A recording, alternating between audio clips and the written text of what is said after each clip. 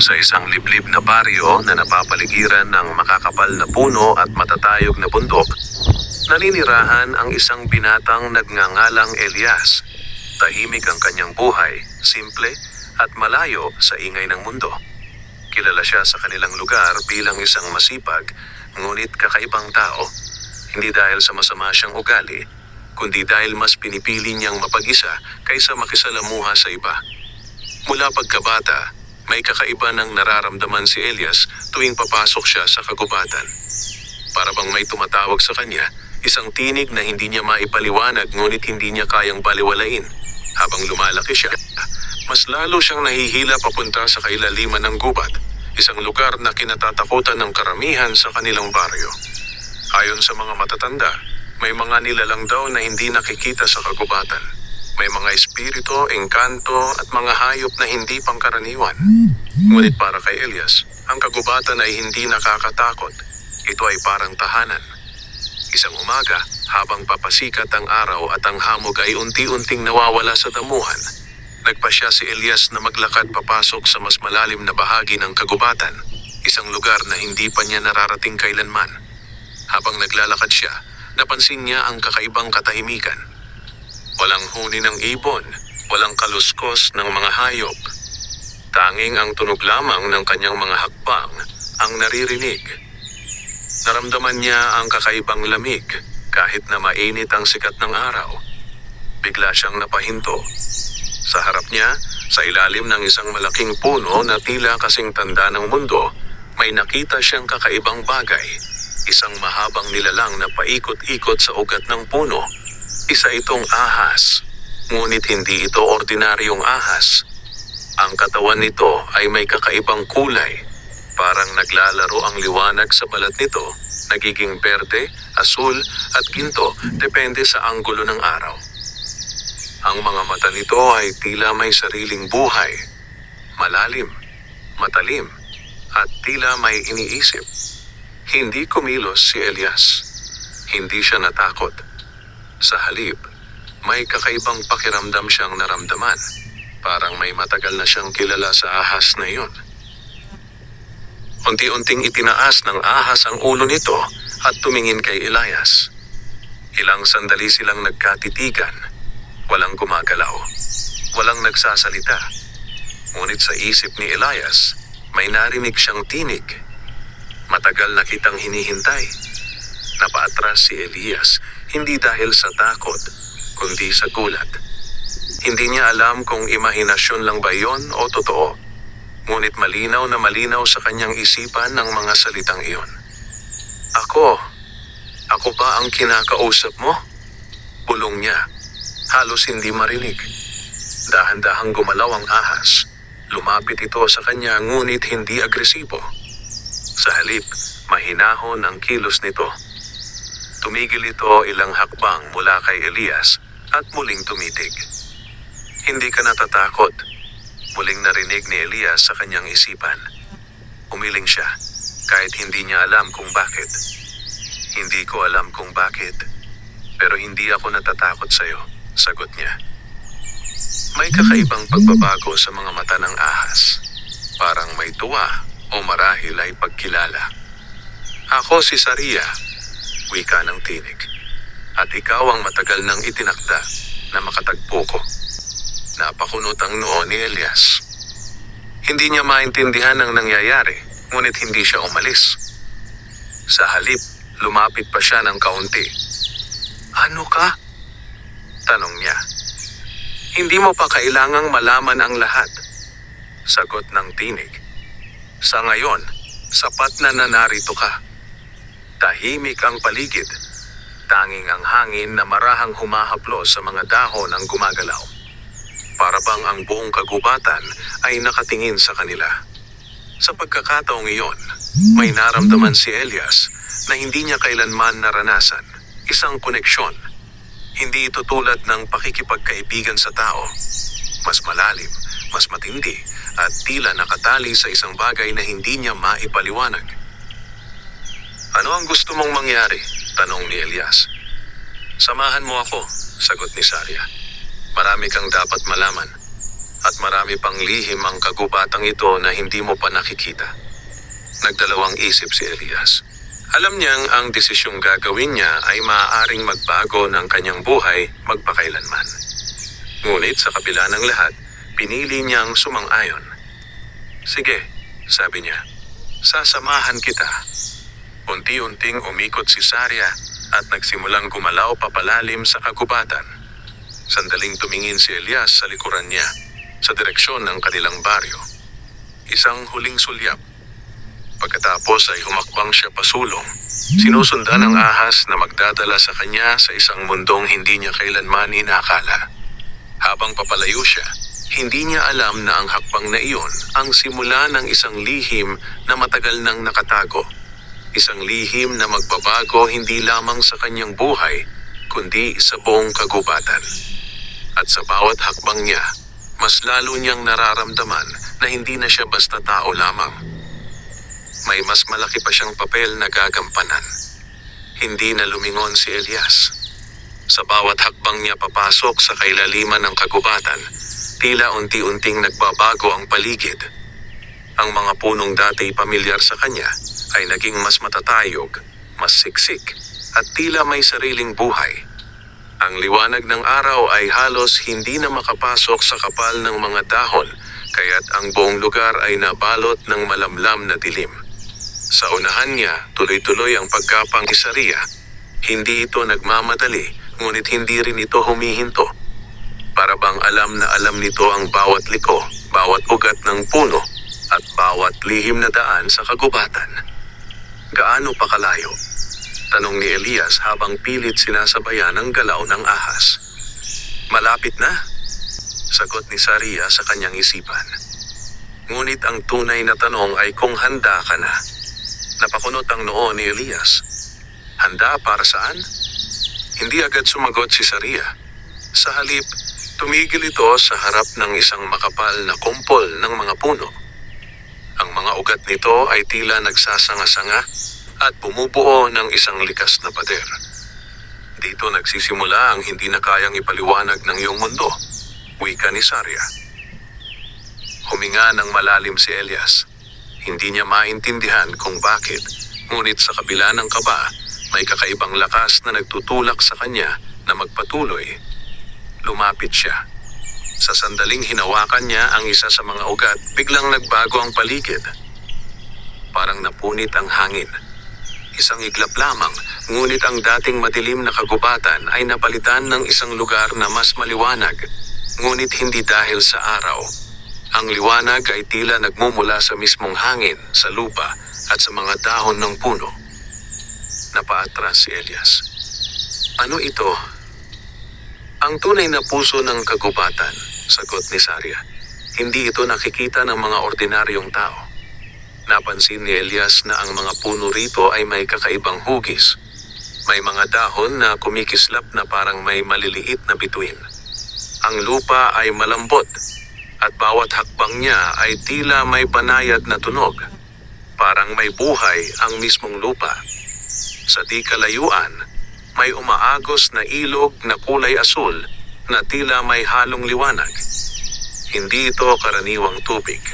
Para itong gumagalaw na enerhiya. Bakit mo ako dinala dito? Tanong ni Elias, hindi maalis ang tingin sa paligid. Dahil ikaw lamang ang maaaring makapasok dito. Sagot ni Saria. Hindi ako naniniwala. Mabilis na sagot ni Elias. Maraming tao sa baryo. Bakit ako? Unti-unting umikot si Saria at muling tumingin sa kanya.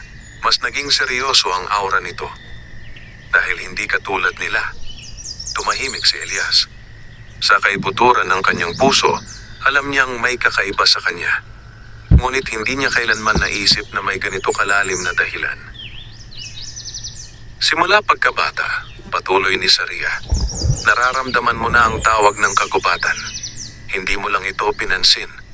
O baka natakot kang maintindihan. Napayuko si Elias. Tama ang ahas. Maraming beses na siyang tinawag ng kagubatan. Sa kanyang panaginip, sa kanyang pakiramdam, sa bawat paglalakad niya roon. Ngunit palagi niyang iniisip na normal lang iyon. Ngayon, sabi ni Saria, wala ka nang matatakbuhan. Biglang may narinig si Elias. Isang mahina ngunit malinaw na tunog, parang mga bulong na hindi maintindihan. Napatingin siya sa paligid. Ano yon? Ang kagubatan, sagot ni Saria. Nakikipag-usap ito sa'yo. Unti-unting lumakas ang mga bulong. Hindi pa rin niya maintindihan ang mga salita, ngunit ramdam niya ang kahulugan. Parang may gustong ipaalala, may gustong sabihin. Napahawak siya sa kanyang dibdib. Parang, kilala ko sila, bulong niya. Dahil bahagi ka nito? Sagot ni Saria. Biglang nagbago ang ekspresyon ni Elias. Hindi pwede. Ngunit bago pa siya makapag-isip ng higit pa, may naramdaman siyang kakaibang presensya. Isang malamig na hangin ang dumaan. Tumahimik ang buong paligid. Nawala ang mabulong. Nawala ang liwanag na parang sumiklab kanina. May paparating, mahinang sabi ni Saria. Ano? Tanong ni Elias, biglang kinabahan. Hindi lahat ng nilalang dito ay mabuti. Biglang gumalaw ang mga dahon sa paligid kahit walang hangin. May narinig silang mabibigat na hakbang. Mabagal, ngunit malinaw na papalapit. Napaatras si Elias. Saria, ano iyon? Hindi sumagot ang ahas. Sa halip, gumapang ito papunta sa harap ni Elias. Parang handang ipagtanggol siya. Mula sa kadiliman ng mga puno, may unti-unting lumabas na anyo. Isa itong nilalang na hindi pa niya kailanman nakita. Mataas, payat, at ang mga mata ay kumikislap sa dilim. Ang balat nito ay parang kahoy, ngunit gumagalaw. Ang bawat hakbang nito ay parang nagpapagalaw sa lupa. Isang tagabantay, bulong ni Saria. Ngunit hindi ito mukhang kaibigan. Tumigil ang nilalang at tumingin diretso kay Elias. Ilang segundo ng katahimikan. Pagkatapos ay nagsalita ito, hindi sa bibig, kundi direkta sa kanyang isipan. Bakit ka narito, tao? Nanlamig si Elias. Hindi niya alam ang isasagot. Ngunit bago pa siya makapagsalita, sumagot si Saria. Siya ang pinili. Biglang nag-iba ang aura ng nilalang. Mas naging mabigat. Mas naging mapanganib. Kung siya ang pinili, sabi nito, patunayan niya. Napatras si Elias. Patunayan? Paano? Unti-unting ngumiti ang nilalang. Isang ngiti na hindi nagbibigay ng kapanatagan. Sa pamamagitan ng pagsubok, biglang nagdilim ang paligid. Ang lupa sa ilalim ni Elias ay tila nawala. At sa isang iglap, nahulog siya sa isang lugar na wala siyang nakikita. Tanging kadiliman lamang. Saria! Sigaw niya. Ngunit walang sumagot. Nag-iisa siya. At doon niya napagtanto. Ang pagpasok niya sa kagubatan ay hindi lamang simula ng isang lihim. Ito rin ay simula ng kanyang pagsubok. Bumagsak si Elias sa malamig na lupa. Ngunit nang pilitin niyang bumangon, napansin niyang wala siyang nakikitang kahit ano. Walang ilaw, walang puno, walang langit. Tanging isang walang katapusang kadiliman ang bumabalot sa kanya. Huminga siya ng mabilis. Saria, nasaan ka? Mahina niyang tawag. Ngunit walang sumagot. Ang katahimikan ay mas mabigat pa sa dilim. Para bang ang bawat segundo ay unti-unting kumakain sa kanyang lakas ng loob. Sinubukan niyang humakbang. Isaiah, 2, 3. Ngunit kahit gaano siya kalayo maglakad, walang nagbabago. Pareho pa rin ang paligid, walang direksyon, walang hangganan. Hindi ito totoo, bulong niya sa sarili. Ngunit ramdam niya ang lamig. Ramdam niya ang lupa sa ilalim ng kanyang mga paa. Totoo ito. Biglang may narinig siyang tunog. Isang mahina, halos hindi marinig na bulong. Napahinto siya. Ano iyon? Unti-unting lumakas ang bulong, hanggang sa naging malinaw ang mga salita. "Mahina ka," napaatras si Elias. "Sino yan?" Ngunit imbes na sagot, mas dumami ang mga tinig. "Wala kang silbi. Hindi ka karapat-dapat. Bumalik ka na lang." Napapikit si Elias at tinakpan ng kanyang mga tenga. "Tumigil kayo!" sigaw niya. Ngunit hindi tumigil ang mga tinig. Sa halip, lalo pa itong lumakas. Iniwan ka na nila. Wala kang kakampi. Mag-isa ka lang. Biglang may pumasok sa isip ni Elias, mga alaala. Ang mga pagkakataong tinawanan siya ng ibang tao sa baryo dahil sa pagiging tahimik niya. Ang mga araw na pinili niyang umiwas kaysa makipag-usap. Ang pakiramdam na parang hindi siya nababagay kahit saan. Napaluhod siya. Hindi totoo. Ngunit sa kaibuturan ng kanyang puso, may bahagi na naniniwala. Unti-unting nagbago ang kadiliman. May mga anyo na lumitaw, mga aninong kahawig niya. Ngunit ang mga ito ay nakangisi. "Ganito ka talaga," sabi ng isa. "Takot," dagdag ng isa pa.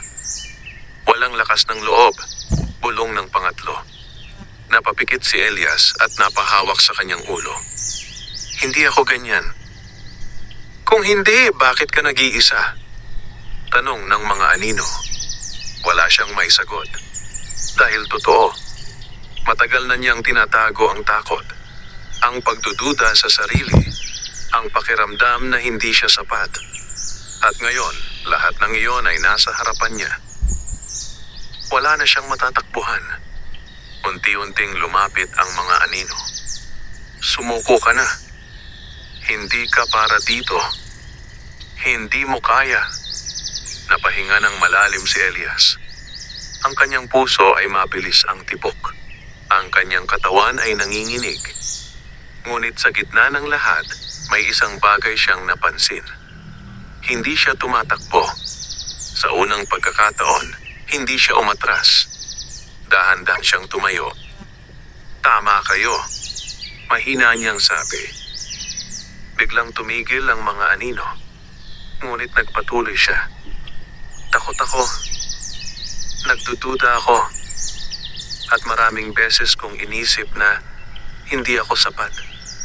Tahimik ang paligid. Pero hindi ibig sabihin nun na susuko ako. Unti-unting nagbago ang ekspresyon ng mga anino. "Hindi ako perpekto," dagdag niya. "Pero hindi ako mahina." Isang liwanag ang unti-unting lumitaw sa kanyang dibdib. Maliit lamang ito sa simula. Ngunit habang nagsasalita siya, lalo itong lumakas. "Kung ito ang pagsubok, haharapin ko." Biglang umatras ang mga anino. Ang kanilang mga anyo ay nagsimulang maglaho. "Hindi," bulong ng isa. "Hindi pa siya handa," sabi ng isa pa. Ngunit huli na. Ang liwanag mula kay Elias ay patuloy na lumalakas hanggang sa tuluyang mapuno ang buong paligid. Sa isang iglap, nawala ang kadiliman. Bumalik ang liwanag ng kagubatan. Napahinga si Elias ng malalim habang nakaluhod sa lupa. "Saria," mahina niyang tawag. At sa harap niya, muling lumitaw ang ahas. "Napagtagumpayan mo," sabi nito. Napatingin si Elias sa kanya, pagod, ngunit may kakaibang lakas sa kanyang mga mata. "Iyon ba ang pagsubok?" "Isa pa lamang," sagot ni Saria. Biglang may marahang yabag na muling narinig. Lumapit ang tagabantay na nilalang. Ngunit ngayon, hindi na ito nakakatakot tulad kanina. Tumingin ito kay Elias at tumango. "Tinanggap mo ang iyong sarili," sabi nito. "Hindi lahat ng tao ay kayang gawin iyon." Tumayo si Elias kahit medyo nanginginig pa. Anong ibig sabihin nito? Ang kagubatan ay hindi sumusubok ng lakas ng katawan. Sagot ng nilalang. Sinusubok nito ang puso. Napatingin si Elias sa kanyang kamay. Ramdam pa rin niya ang init ng liwanag na nagmula sa kanya. Hindi pa tapos, sabi ni Saria. Alam ko, sagot ni Elias. Sa pagkakataong ito, wala na ang pag-aalinlangan sa kanyang boses. Handa na siya. O kahit papaano, mas handa na kaysa dati. At habang tinitingnan niya ang mas malalim na bahagi ng kagubatan, alam niyang ang susunod na mga hakbang ay mas mapanganib. Ngunit hindi na siya nag-iisa. At hindi na siya ang dating Elias. Tahimik ang paligid, ngunit hindi na ito ang uri ng katahimikan na puno ng takot. Sa halip, may kakaibang kapayapaan na bumabalot sa kagubatan. Parang tinanggap na nito si Elias. Tumayo siya ng tuwid at huminga ng malalim. Ramdam pa rin niya ang init sa kanyang dibdib, ang liwanag na lumabas mula sa kanya kanina. Hindi niya ito maipaliwanag, ngunit alam niyang may nagbago. Anong susunod? Tanong niya habang nakatingin kay Saria. Ngayon pa lamang nagsisimula ang tunay mong paglalakbay, sagot ng ahas. Sa likuran nila, dahan-dahang umurong ang tagabantay na nilalang. Hindi na ito nagsalita, ngunit bago ito tuluyang nawala sa pagitan ng mga puno, muli itong tumingin kay Elias, parang may tahimik na pagbabantay. Nagpatuloy sila sa paglalakad. Mas malalim, mas tahimik, mas kakaiba. Habang papasok sila sa isang makipot na daan na natatakpan ng makakapal na baging, napansin ni Elias na ang hangin ay unti-unting nagbabago. Hindi na ito malamig. May halong init, parang may buhay na humihinga sa paligid. Saria, mahina niyang sabi. Nararamdaman mo ba ito? Oo, sagot nito. Malapit na tayo sa isa pang bahagi ng kagubatan. Anong bahagi? Isang lugar na hindi tumatanggap ng sinungaling. Napahinto si Elias. Anong ibig mong sabihin? Hindi agad sumagot si Saria. Sa halip, gumapang ito papunta sa isang malaking puno na may kakaibang hugis. Ang katawan nito ay tila may mga guhit na parang mga ugat ng tao. Ang mga dahon nito ay hindi berde, kundi may bahagyang kulay pilak. Lumapit ka, sabi ni Saria. Dahan-dahang lumapit si Elias. Ilapat mo ang iyong kamay sa puno. Nag-alinlangan siya sandali, ngunit sumunod din. Sa sandaling dumampi ang kanyang palad sa balat ng puno, biglang may pumasok sa kanyang isipan. Mga larawan, mga alaala, ngunit hindi ito kanya. May nakita siyang isang batang umiiyak sa gitna ng kagubatan. May isang matandang lalaki na tila nawawala. May isang babae na naglalakad mag-isa habang umiiyak. Napaatras si Elias. Ano yon? Mga alaala ng kagubatan, sagot ni Saria. Lahat ng pumapasok dito ay nagiiwan ng bakas. Napatingin si Elias sa kanyang kamay. Bakit ko sila nakita? Dahil tinatanggap ka na ng kagubatan. Hindi niya alam kung matutuwa ba siya o matatakot. Bago pa siya makapagsalita, may narinig siyang tinig. Hindi ito tulad ng mga bulong kanina. Mas malinaw, mas malalim. Elias. Napalingon siya sa paligid. Sino yan? Muling narinig ang tinig. Naririnig mo na kami. Napahinga siya ng malalim. Saria, sila ba yon? Oo, sagot nito. Ang mismong kagubatan. Unti-unting tumahimik si Elias. Sa unang pagkakataon, hindi siya natakot sa tinig. Sa halip, pinakinggan niya ito. Bakit mo ako tinawag? Tanong niya. Hindi sigurado kung tama ang ginagawa niya. Ilang sandali ng katahimikan. Pagkatapos, dahil ikaw ang may kakayahang makinig, napapikit si Elias. Marahan niyang hinayaan ang sarili na maramdaman ang paligid, ang hangin, ang lupa, ang mga puno, at doon niya napagtanto. Ang kagubatan ay hindi lamang lugar. Isa itong buhay. At siya ay kinakausap nito. Anong kailangan ninyo sa akin? Tanong niya. Mas lumalim ang tinig. May paparating na panganib. Biglang bumilis ang tibok ng puso ni Elias. Anong panganib?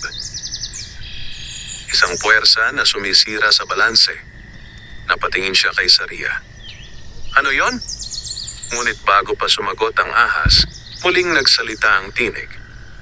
Matagal na naming nararamdaman. At ngayon, papalapit na ito. Biglang nagbago ang paligid. Ang hangin ay naging mabigat. Ang liwanag ay bahagyang kumupas. At ang mga dahon ay tila nagsimulang manginig. Hindi ito mabuti, bulong ni Saria. Ano ang gagawin ko? Tanong ni Elias. Tahimik ang kagubatan. Parang nag-iisip. Pagkatapos ay sinabi nito, hanapin mo ang pinagmulan. Nasaan?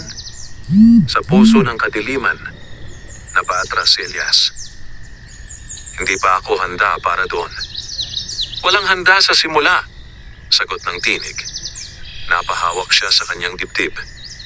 Bakit ako? Isang mahabang katahimikan.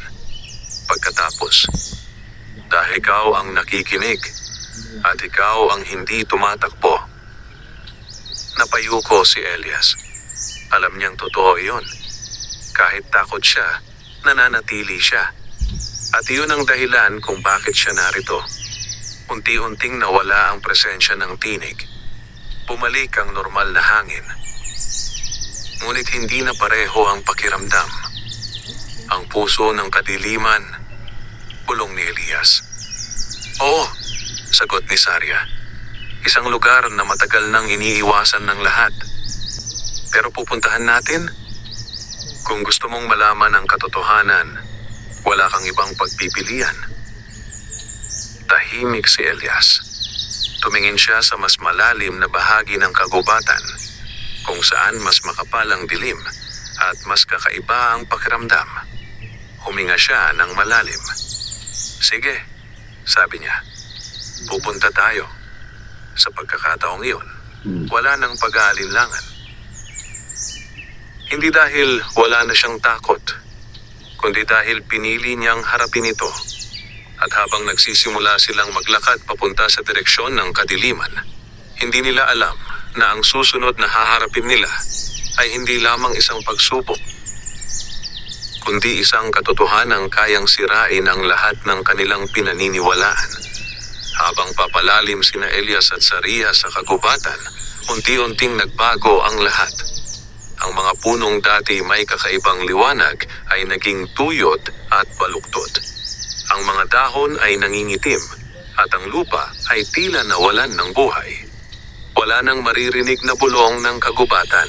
Isang nakabibinging katahimikan ang pumalit. Napahinto si Elias. Parang patay ang lugar na ito, bulong niya. Tama ka, sagot ni Saria. Narito tayo sa hangganan ng puso ng kadiliman. Humigpit ang kanyang dibdib. Sa bawat hakbang niya, ramdam niya ang bigat sa hangin. Parang may pumipigil sa kanya na magpatuloy. Ngunit hindi siya huminto. Hindi na siya ang dating Elias na agad uurong. Saria, sabi niya, ito ba ang sinasabi ng kagubatan? Oo, sagot ng ahas. Ito ang lugar kung saan nagsisimula ang pagkasira. Nagpatuloy sila hanggang sa makarating sila sa isang bukas na bahagi ng kagubatan. Sa gitna nito, may isang malaking puno. Ngunit iba ito sa lahat ng nakita ni Elias. Ang katawan nito ay maitim na parang nasunog. Ang mga ugat nito ay lumalabas sa lupa na parang mga kamay na humihingi ng tulong. Ang mga sanga nito ay walang dahon, tanging matutulis na anyo na parang mga kuko. At sa gitna ng puno, may isang maitim na liwanag. Hindi ito tulad ng karaniwang ilaw. Isa itong enerhiya na tila humihigop ng lahat ng nasa paligid. Napaatras si Elias. Yan ba ang puso ng kadiliman? Sagot ni Saria. Hindi makapaniwala si Elias. Buhay ba yan? Hindi tulad ng iniisip mo, Sagot nito, isa itong puwersa. Habang nakatingin siya, napansin niyang ang lupa sa paligid ng puno ay unti-unting nababasag. Parang kinakain ito ng kadiliman. Ano ang ginagawa nito? Tanong niya. Unti-unti nitong sinisira ang kagubatan. Sagot ni Saria. At kapag tuluyan itong lumakas, mawawala ang lahat. Napahigpit ang kamao ni Elias. Bakit hindi ito pinipigilan? Sinubukan na, sagot ng ahas. Ngunit walang nagtagumpay. Biglang may narinig silang tunog. Isang mabagal na kaluskos. Mula sa likod ng puno, may lumabas na isang anyo. Isang lalaki. Ngunit hindi ito normal. Ang kanyang balat ay may bahid ng kadiliman. Ang kanyang mga mata ay walang liwanag. At ang kanyang katawan ay tila bahagi na ng punong nasa likuran niya. Napaatras si Elias. Saria, sino yan? Tahimik ang ahas sandali. Isa siyang dating tagapangalaga. Nanlaki ang mga mata ni Elias. Tagapangalaga? Tulad ng sinasabi ng kagubatan? Oo, sagot ni Saria. Ngunit siya ay bumagsak. Unti-unting naglakad ang lalaki papalapit. Ang bawat hakbang niya ay parang nagpapalakas sa kadiliman sa paligid. Tao, sabi nito sa mababang tinig. Nanlamig si Elias. Bakit ka narito? Hindi agad nakapagsalita si Elias. Ngunit pinilit niya ang sarili. Gusto kong malaman kung paano ito pipigilan. Biglang ngumiti ang lalaki. Isang ngiti na puno ng lungkot at galit. Pipigilan? Ulit niya. Hindi mo na ito mapipigilan. Bakit hindi? Tanong ni Elias. Dahil bahagi na ito ng kagubatan. At bahagi na rin ito ng akin. Napatingin si Elias sa maitim na enerhiya. Ginawa mo ba ito? Hindi agad sumagot ang lalaki. Ngunit ang kanyang katahimikan ay sapat na sagot. Napahinga si Elias ng mabigat. Bakit? Unti-unting tumingin ang lalaki sa langit o kung anumang natitira rito. Dahil napagod ako, sagot niya. Napagod akong maging tagabantay. Tahimik ang paligid.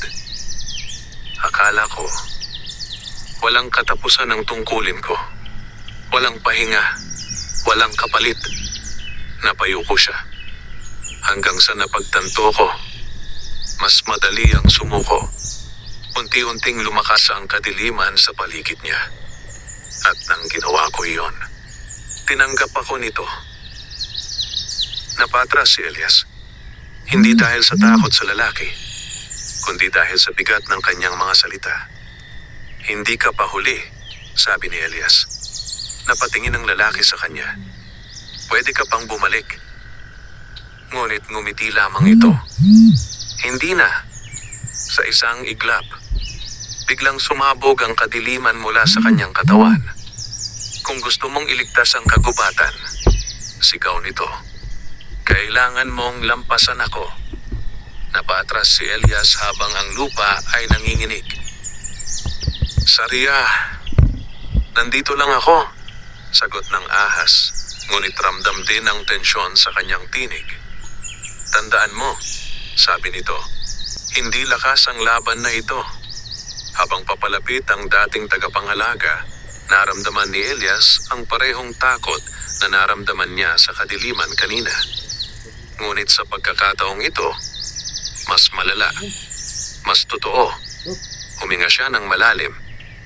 At kung hindi lakas, ano? Tanong niya. Tahimik si Saria sandali. Pagkatapos ay sinabi nito, puso. Tumayo si Elias ng tuwid sa harap ng isang nilalang na nilamon ng kadiliman. Kailangan niyang pumili. Lalaban ba siya o makikinig? At sa desisyong iyon, nakasalalay ang kapalaran ng kagubatan. Umalingaw-ngaw ang malalim na ugong sa buong paligid.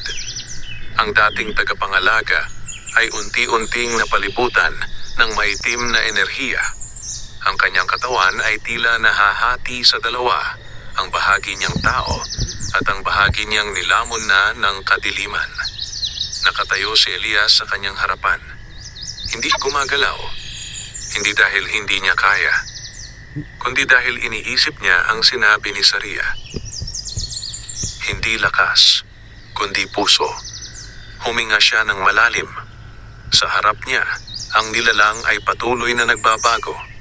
Ang mga mata nito ay kumikislap ng madilim na liwanag, at ang lupa sa paligid nito ay unti-unting nabibitak. Lumapit ka, sigaw ng nilalang. Kung may lakas ka, ipakita mo. Ngunit hindi kumilos si Elias. Sa halip, tumingin siya ng diretso sa mga mata nito. Hindi kita lalabanan, sabi niya. Biglang tumigil ang paggalaw ng kadiliman. Sandaling katahimikan. Pagkatapos ay, "Duwag ka!" sigaw ng nilalang. Sumiklap muli ang kadiliman, mas malakas kaysa kanina. Parang isang bagyo na papalapit kay Elias. Ngunit nanatili siyang nakatayo. "Hindi ako duwag," sagot niya. "Ayokong lumaban dahil hindi iyon ang kailangan mo." Mas lalo pang naganggit-ngit ang nilalang. "Ano ang alam mo sa kailangan ko?" Unti-unting lumakad si Elias palapit. "Sabi mo napagod ka," mahinahon niyang sabi. "Sabi mo sumuko ka." Biglang kumalabog ang lupa. "Tumigil ka!" sigaw ng nilalang. Ngunit hindi tumigil si Elias. "Kung napagod ka, hindi ka masama," dagdag niya. Napahinto ang nilalang. Sandaling katahimikan. "Hindi ka kalaban," sabi ni Elias. "Nasaktan ka lang." Ang kadiliman ay bahagyang nanghina. Ngunit saglit lamang. "Wala kang alam," sigaw nito. At biglang sumabog ang enerhiya. Isang malakas na puwersa ang tumama kay Elias. Napatras siya at napaluhod. "Elias!" sigaw ni Saria. Ngunit agad siyang bumangon. Hindi siya umatras. Sa halip, muli siyang lumapit. "Kung gusto mo akong itaboy, gawin mo," sabi niya. "Pero hindi ako lalaban sa iyo." Nanginginig ang kanyang katawan, ngunit matatag ang kanyang mga mata. Unti-unting nagbago ang ekspresyon ng nilalang. "Bakit?" tanong nito. "Dahil alam ko kung ano ang pakiramdam na mag-isa," sagot ni Elias. Tahimik ang paligid. "Alam ko kung ano ang pakiramdam na hindi maintindihan at mapagod." Biglang kumislap ang mata ng nilalang. Parang may bumalik na alaala. "Hindi mo kailangang manatili sa kadiliman," dagdag ni Elias. "Pwede ka pang bumalik." Unti-unting humina ang maitim na enerhiya. Ngunit hindi pa rin ito nawawala.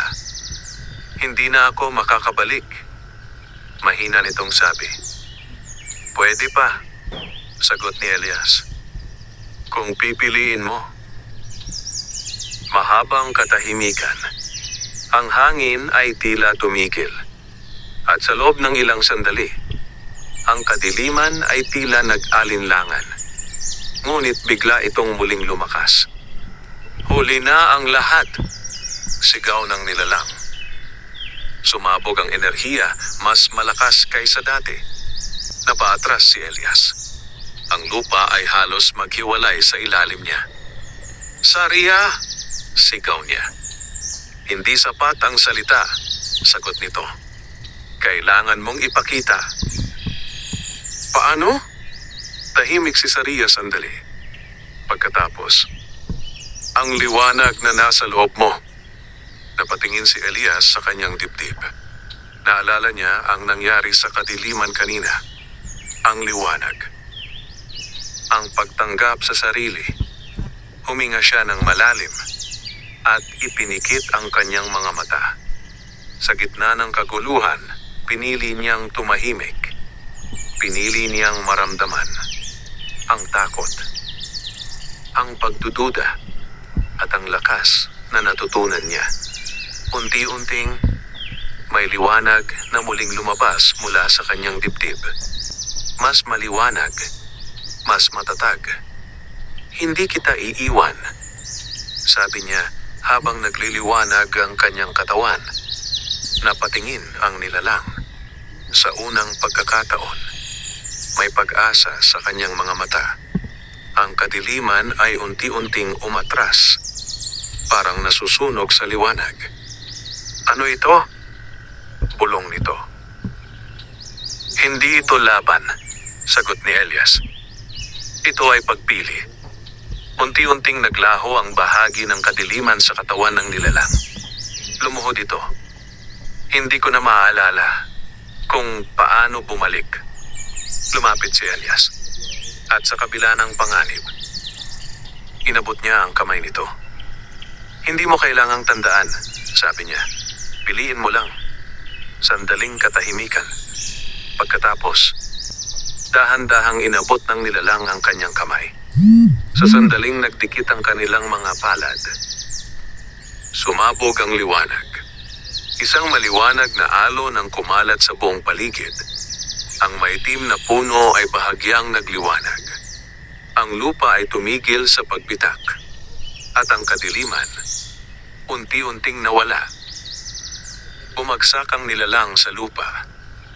Ngunit ngayon, hindi na ito nakakatakot. Mukha na lamang itong isang pagod na tao. Huminga siya ng mabigat. Salamat. Mahina nitong sabi. Napaupo si Elias, pagod ngunit buhay. Tapos na ba? Tanong niya. Tahimik si Saria. Hindi pa, sagot nito. Napatingin si Elias sa puno. Bagamat humina ang kadiliman, naroon pa rin ito. Mas maliit. Ngunit buhay pa. Ang pinagmulan, nandyan pa rin, sabi ni Saria. Napatingin si Elias sa maitim na enerhiya. Ngayon alam na niya, hindi sapat ang iligtas ang isang tao. Kailangan niyang harapin ang mismong puso ng kadiliman. At doon, mas malaki ang laban na naghihintay. Tahimik ang paligid matapos ang pagsabog ng liwanag. Ang dating tagapangalaga ay nakahandusay sa lupa, humihinga ng mabigat, ngunit malinaw na bumalik na ang kanyang katauhan. Ang kadiliman na bumalot sa kanya ay tuluyan nang nawala. Ngunit hindi pa tapos ang lahat. Sa gitna ng kanilang harapan, nananatili ang maitim na enerhiya sa loob ng punong tila na susunog sa sarili nitong kapangyarihan. Mas maliit na ito kaysa kanina. Ngunit mas puro, mas mabigat. Parang isang bagay na buhay. Tama si Saria, mahina niyang sabi. Hindi pa tapos. Dahan-dahang tumayo si Elias. Ramdam niya ang pagod sa kanyang katawan, ngunit hindi siya maaaring tumigil ngayon. Saria, sabi niya, ano ba talaga yan? Tahimik ang ahas sandali. Pagkatapos ay nagsalita ito. Iyan ang natitirang pinagmulan. Pinagmulan ng ano? Ang kadiliman at ng kagubatan mismo. Napakunot ang noo ni Elias. Hindi ko maintindihan. Unti-unting gumalaw si Saria, lumapit sa punong may maitim na liwanag. Matagal na ang kagubatang ito, paliwanag nito. Mas matagal pa sa mga tao at sa mga alaala. Tahimik si Elias, nakikinig. Sa simula, balanse ang lahat. Dagdag ni Saria. May liwanag at may anino. Anino? Tanong ni Elias. Oo, sagot nito. Ang anino ay hindi kaaway ng liwanag. Bahagi ito ng kabuuan. Napatingin si Elias sa maitim na enerhiya. Ibig mong sabihin, hindi ito masama? Hindi sa simula, sagot ni Saria. Ngunit kapag ang anino ay hindi tinanggap, ito ay lumalakas. Napaisip si Elias. Parang yung pagsubok ko kanina, tumango si Saria. Ang kadiliman na ito, sabi nito, ay nabuo mula sa pagtanggi, takot at sakit. Hindi lamang ng isang tao, kundi ng lahat ng dumaan dito. Napahinga ng malalim si Elias. Kung ganon, paano ito mawawala? Tahimik si Saria. Hindi ito mawawala. Nanlamig si Elias. Ano? Hindi ito kaaway na pwedeng talunin. Sabi nito, ito ay bahagi ng kagubatan. Napatingin si Elias sa puno. Kung ganon, anong gagawin ko? Bago pa sumagot si Saria, biglang gumalaw ang maitim na enerhiya. Unti-unti itong nagbago ng anyo. Parang usok, parang tubig. Hanggang sa nabuo ito bilang isang anino. Ngunit hindi ito basta anyo. Ito ay kahawig ni Elias. Napaatras siya. Ano to? Nakatayo sa harap niya ang kanyang sariling anyo. Ngunit ang mga mata nito ay puno ng kadiliman. Hindi mo pa rin naiintindihan, sabi ng anino sa mababang tinig. Nanlamig ang buong katawan ni Elias. Saria, ngunit hindi sumagot ang ahas. Tahimik lamang itong nakatingin. Bahagi kita, sabi ng anino. Umiling si Elias. Hindi ako ganyan. Ngumiti ang anino. Sigurado ka? Biglang may mga alaala na pumasok sa isip ni Elias. Ang kanyang takot, ang kanyang galit, ang kanyang pagdududa. Lahat ng tinatago mo, sabi ng anino. Ako iyon.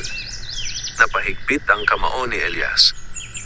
Hindi kita kailangan, pero kailangan mo ako, sagot ng anino. Unti-unti itong lumapit. Kung wala ako, hindi ka buo, napaatras si Elias. Hindi ako maniniwala dyan. Ngunit habang nagsasalita siya, ramdam niya ang katotohanan. Hindi siya perpekto. May bahagi sa kanya na madilim. May bahagi na ayaw niyang tanggapin. At kung tatanggihan mo ako, dagdag ng anino, lalakas ako. Napahinto si Elias. Naalala niya ang sinabi ni Saria. Ang anino na hindi tinatanggap, lumalakas. Huminga siya ng malalim. Kung ganon, ano ang dapat kong gawin? Ngunit hindi sumagot ang anino. Sa halip, tumingin ito sa kanya. Naghihintay. Unti-unting tumahimik ang paligid. Walang hangin, walang tunog. Tanging silang dalawa. At sa sandaling iyon, naunawaan ni Elias. Ito na ang pinakamahirap na pagsubok. Hindi laban sa iba, kundi laban sa sarili. Dahan-dahan siyang lumapit. Nanginginig ang kanyang mga kamay. Ngunit hindi siya huminto. Kung bahagi kita, mahina niyang sabi, hindi na kita tatanggihan. Biglang nagbago ang ekspresyon ng anino. Sigurado ka? Tumango si Elias. Hindi kita lalabanan. Unti-unti niyang inabot ang kanyang kamay. Tatanggapin kita. Sandaling katahimikan. Pagkatapos, dahan-dahang inabot ng anino ang kanyang kamay. Sa sandaling nagdikit ang kanilang mga palad, isang kakaibang liwanag ang sumabog. Ngunit hindi ito tulad ng dati. Hindi lamang liwanag, kundi balanse. Ang maitim na enerhiya ay hindi nawala, ngunit hindi na rin ito lumalakas. Sa halip, ito ay naging kalmado, unti-unting bumalik sa puno. At ang puno, sa unang pagkakataon, nagkaroon ng kaunting liwanag sa mga sanga nito. Napahinga si Elias ng malalim. Ganun lang pala. Lumapit si Saria. Hindi lang, sabi nito. Iyan ang pinakamahirap gawin. Napatingin si Elias sa kanyang kamay. Tinanggap ko ang sarili ko. Oo, sagot ni Saria. At dahil doon, nagsimulang gumaling ang kagubatan. Ngunit bago pa siya tuluyang makarelax, biglang naramdaman niya ang isang mas malakas na presensya. Mas mabigat, mas matindi, mas mapanganib.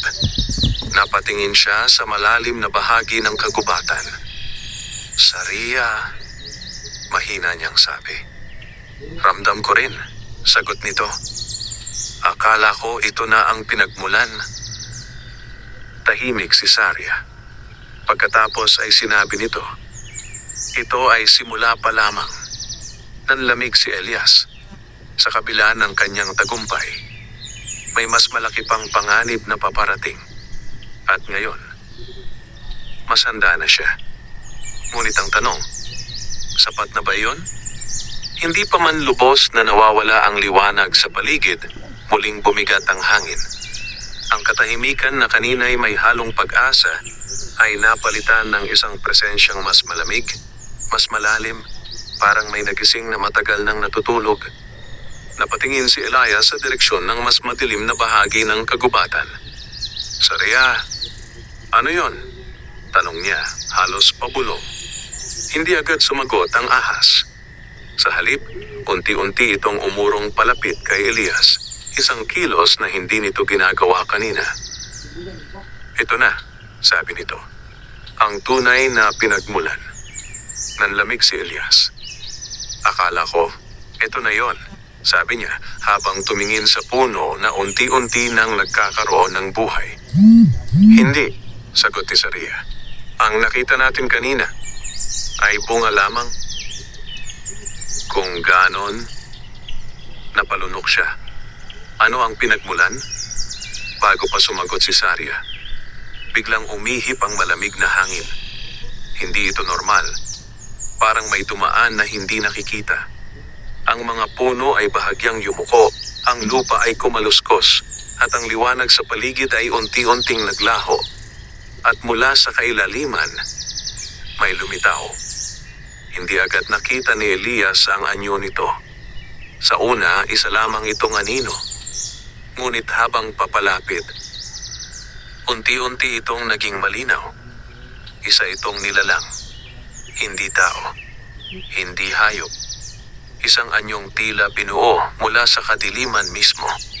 Ang katawan nito ay parang usok na may hugis. Ang mga mata nito ay walang kulay. Isang walang laman na tingin na tila kayang sumipsip ng lahat ng pag-asa. Napaatras si Elias.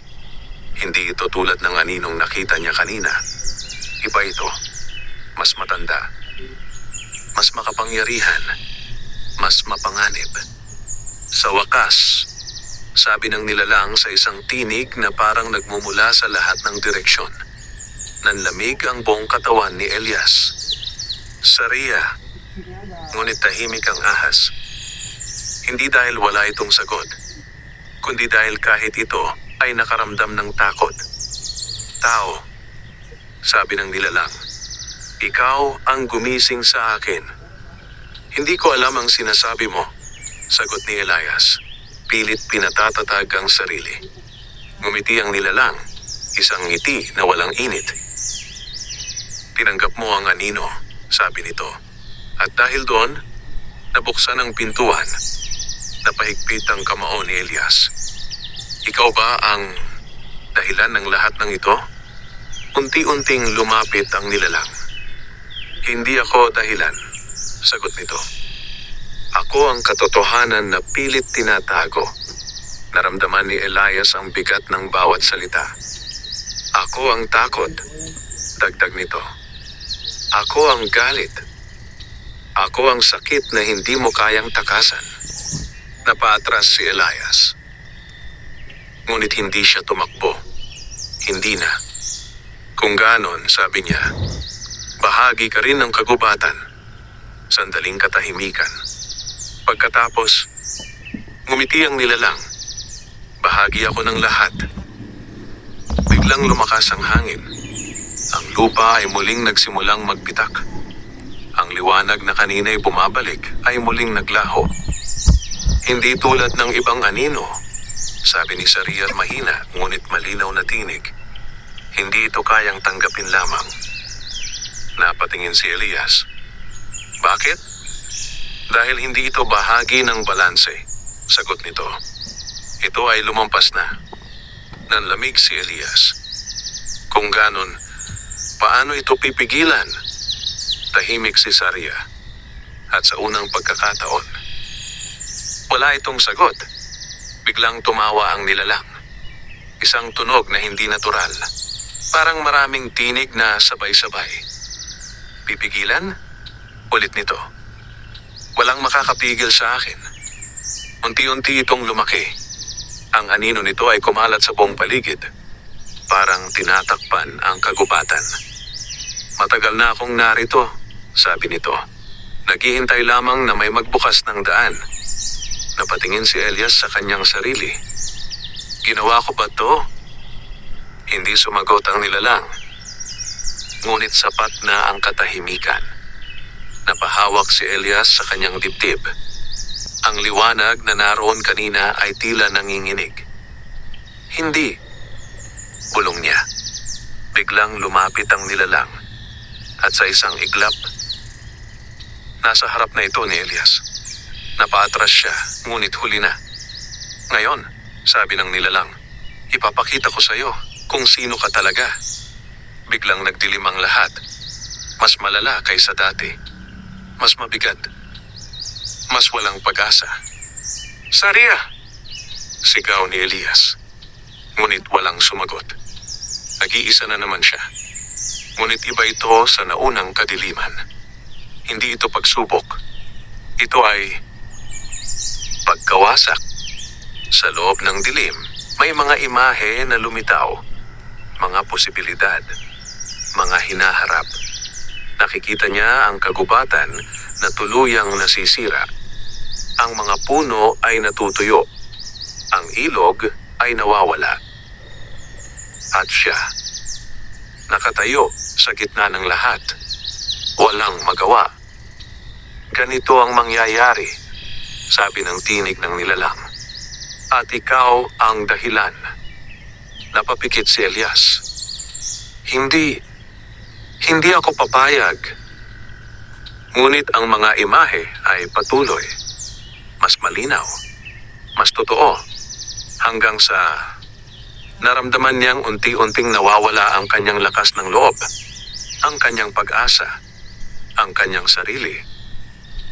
At sa gitna ng kadilimang iyon, may isang tanong na bumangon sa kanyang isip.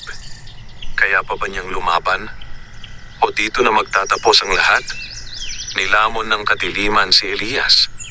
Hindi na niya maramdaman ang lupa sa kanyang mga paa. Wala na ring hangin. Wala ring tunog. Para siyang nakalutang sa isang walang katapusang kawalan. Sa paligid niya, patuloy na umiikot ang mga imahe. Ang kagubatan na nasisira. Ang mga punong unti-unting namamatay. At siya, nakatayo lamang, walang nagagawa. Ganito ka. Bulong ng tinig ng nilalang. Mahina. Walang kakayahan. Walang silbi. Napapikit si Elias. Gusto niyang sumigaw. Gusto niyang tumanggi. Ngunit sa sandaling iyon, hindi niya magawa. Dahil may bahagi sa kanya na naniniwala. Unti-unti siyang napaluhod. Paano kung tama siya? Mahina niyang bulong. Biglang lumakas ang kadiliman. Parang natuwa ito sa kanyang pag-aalinlangan. Yan ang totoo, sabi ng tinig. Hindi mo kayang baguhin ang kapalaran. Nanginginig ang kamay ni Elias. Naalala niya ang lahat. Ang kanyang takot. Ang kanyang pagdududa. Ang mga sandaling pinili niyang umiwas kaysa lumaban.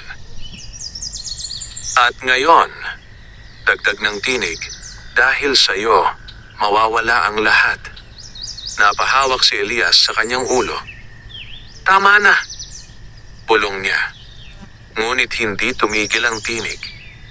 Kung hindi ka pumasok sa kagubatan, kung hindi mo tinanggap ang anino, hindi ako magigising. Napahinto si Elias. Parang may sumaksak sa kanyang dibdib. Kasalanan ko. Mahina niyang sabi. Biglang tumahimik ang lahat. Sandaling katahimikan. Pagkatapos, unti-unting lumapit ang presensya. Sa wakas, tinanggap mo rin. Ang kadiliman ay lalong lumalim. At sa pagkakataong iyon, halos mawala na si Elias sa sarili. Ngunit sa gitna ng lahat, may isang maliit na alaala ang sumulpot. Isang tinig, mahina, ngunit malinaw. Hindi ka tumatakbo. Napamulat si Elias. Saria, hindi niya ito nakikita, ngunit naririnig niya. Hindi ka sumuko kanina, sabi ng tinig. Bakit ngayon? Huminga siya ng malalim. Hindi ko na kaya. Hindi mo kailangang kayanin mag-isa, sagot ng tinig. Unti-unting may liwanag na lumitaw. Maliit lamang, ngunit sapat para makita niya ang kanyang mga kamay. Hindi mo kontrolado ang lahat, sabi ni Saria. Pero may kontrol ka sa pipiliin mo. Napahigpit ang kamao ni Elias. Pipiliin. Hindi mo kasalanan ng lahat, dagdag nito. Pero responsibilidad mo kung ano ang gagawin mo ngayon. Unti-unting tumayo si Elias. Sa kabila ng bigat ng kadiliman, pinili niyang tumayo. Hindi ko kayang baguhin ang nakaraan, sabi niya. Biglang kumalabog ang paligid. Parang ayaw ng kadiliman ng kanyang sinasabi. Pero kaya kong pumili ngayon, dagdag niya. Tumakas ang liwanag sa kanyang dibdib. Hindi ito kasing lakas ng dati, ngunit mas matatag. Hindi ako perpekto, sabi niya. Hindi ako pinakamalakas. Pero hindi ako susuko. Biglang sumiklab ang liwanag. Ang kadiliman ay bahagyang umatras. Hindi! Sigaw ng tinig. Ngunit nagpatuloy si Elias. Kung ako ang dahilan kung bakit ka nagising, sabi niya, ako rin ang pipigil sa iyo. Unti-unting nabasag ang mga imahe sa paligid. Ang mga eksena ng pagkawasak ay naglaho. At sa halip, may lumitaw na bagong anyo. Isang maliit na liwanag sa gitna ng kadiliman. Parang gabay. Parang direksyon. Yan ang landas mo, sabi ni Saria. Hindi nagdalawang isip si Elias. Naglakad siya papunta rito. Sa bawat hakbang, mas humihina ang kadiliman. Mas lumalakas ang liwanag.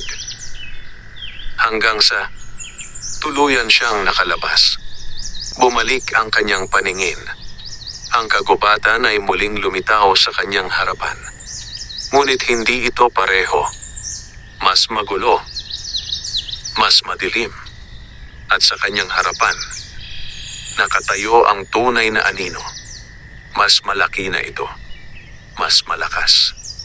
Ngunit ngayon, hindi na nanginginig si Elias. Tumingin siya ng diretso sa nilalang. Hindi ako matatakot sa iyo, sabi niya. Ngumiti ang nilalang. Maganda, sagot nito. Mas masarap ang laban kapag ganyan. Huminga ng malalim si Elias. Sa pagkakataong ito, handa na siya.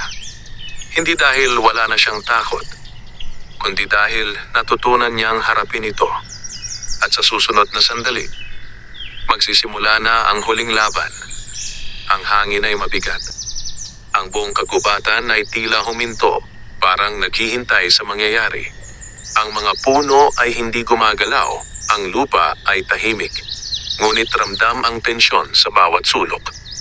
Sa gitna ng lahat, nakatayo si Elias. Sa kanyang harapan, ang tunay na anino, malawak, madilim, at tila walang hanggan. Hindi na siya umatras. Hindi na siya nag-alinlangan. Tapos na ang pagtakbo, sabi niya. Ngumiti ang nilalang.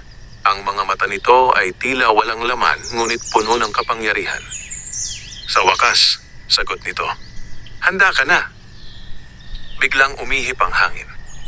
Ang kadiliman ay kumalat. Parang alon na papalapit kay Elias. Ngunit nanatili siyang nakatayo. Hindi siya lumaban. Hindi rin siya umatras. Sa halip, ipinikit niya ang kanyang mga mata. Saria, mahina niyang tawag. At nandito lang ako. Sagot ng tinig, banayad ngunit matatag. Huminga ng malalim si Elias. Sa loob ng kanyang sarili, naramdaman niya ang lahat. Ang takot, ang sakit, ang galit, at ang pag-asa. Hindi niya ito itinulak palayo. Hindi niya ito tinanggihan. Tinanggap niya lahat. Unti-unting may liwanag na lumitaw sa kanyang dibdib. Hindi ito sumabog tulad ng dati. Hindi ito marahas. Isa itong tahimik na liwanag. Ngunit mas malalim. Mas totoo. Ano ang ginagawa mo? Tanong ng anino. Bahagyang nagbago ang tinig nito. Pinuksan ni Elias ang kanyang mga mata. Hindi kita lalabanan, sagot niya. Hindi mo ako kayang talunin. Sigaw ng nilalang. Hindi ko kailangan, sagot ni Elias. Unti-unti siyang lumakad papalapit. Ang kadiliman ay sumalubong sa kanya. Sinubukang pigilan siya, balutin siya, wasakin siya. Ngunit hindi siya tumigil. Sa bawat hakbang, mas lumalakas ang liwanag. Hindi kita kaaway, sabi niya. Biglang nagalon ng anyo ng nilalang. Kasama kita, dagdag ni Elias. Sandaling katahimikan. Pagkatapos, hindi, sigaw ng anino. Ngunit hindi na ito kasing lakas ng dati.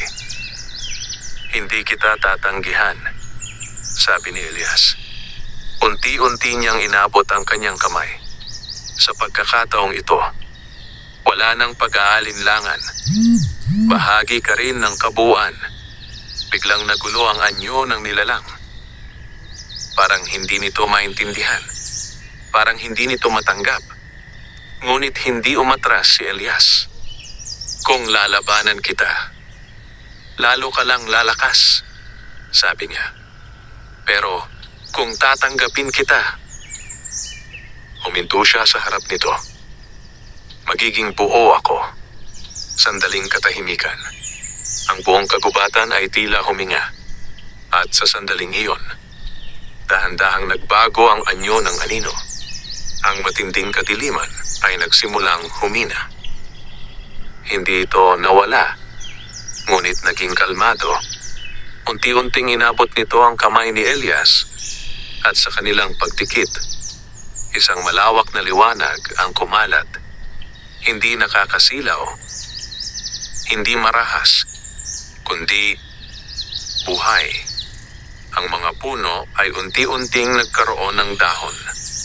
Ang lupa ay muling nabuhay. Ang hangin ay bumalik.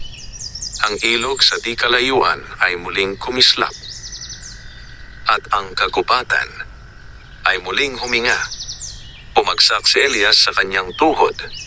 Pagod, ngunit payapa. Saria, mahina niyang sabi. Lumapit ang ahas sa kanya. Tapos na, sagot nito. Napatingin si Elias sa paligid.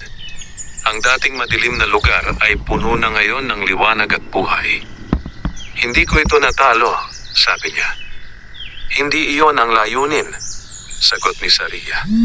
Tinanggap mo ito, at iyon ang tunay na tagumpay. Tahimik si Elias. Sa unang pagkakataon, nararamdaman niya ang buong sarili niya. Hindi lamang ang liwanag, kundi pati ang anino. At sa halip na magbanggaan, magkasama silang umiiral. Biglang may marahang hangin na dumaan, at sa hangin na iyon, may mga bulong. Ngunit hindi na ito nakakatakot. Ito ay pasasalamat. Salamat. Ngumiti si Elias. Walang anuman, sagot niya. Unti-unti siyang tumayo. Anong mangyayari ngayon? Tanong niya. Tumingin si Saria sa malawak na kagubatan.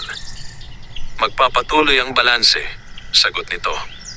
At ikaw, napatingin si Elias. Ikaw na ang bagong tagapangalaga. Nanahimik siya. Hindi niya inaasahan iyon. Ngunit sa kaibuturan ng kanyang puso, alam niyang ito ang kanyang landas. Hindi ako perpekto, sabi niya. Hindi mo kailangang maging perpekto, sagot ni Saria. Kailangan mo lamang maging totoo. Huminga siya ng malalim. At sa pagkakataong iyon, tinanggap niya ang kanyang tungkulin. Hindi bilang bayani, kundi bilang isang tao na marunong tumanggap. At sa gitna ng kagubatang muling nabuhay, isang bagong simula ang isinilang. Hindi lamang para kay Elias, kundi para sa lahat. At sa bawat pag-ihip ng hangin, sa bawat paggalaw ng dahon, nananatili ang isang paalala. Ang liwanag at anino ay hindi magkalaban. Sila ay bahagi ng iisang kabuuan. At sa pagtanggap, nagsisimula ang tunay na lakas, wakas,